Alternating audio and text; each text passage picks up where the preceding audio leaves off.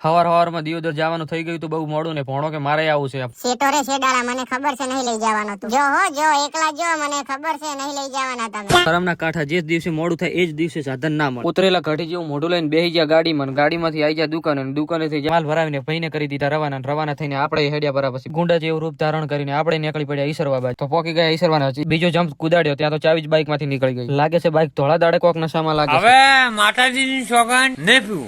તો ફાઇનલી સલીમગઢ પહોંચી ગયા ગોમન. ગોમાંથી આવી ગયા કેનાલે. અમુક લોકો તો વિચારતા છે કે કેનાલે પડવા નહીં આવ્યો, હજુ મારા લગ્ન બાકી છે. તો ફાઇનલી આપણે જે જગ્યાએ જવાનું હતું પહોંચી ગયા. ત્યાં આપણું કામ પટાવીને આવી ગયા દિયોદર. ત્યાં તો મળી ગયો અમારો ભાઈ. તો દિયોદર થી પાછા આવી ગયા ને આવી ગયો અમારા ગામનું સ્ટેશન. આવી ગયા ઘરે ને ભોણાનું ચાલુ થઈ ગયું. રાત હોય કે દાડો, બપોર હોય કે સાંજ, આ તો બ્રશ કરવાનું મુકતો જ નહીં. મોમાં તમે નહીં કરતા એટલે મને નહીં કરવા દેવાનો.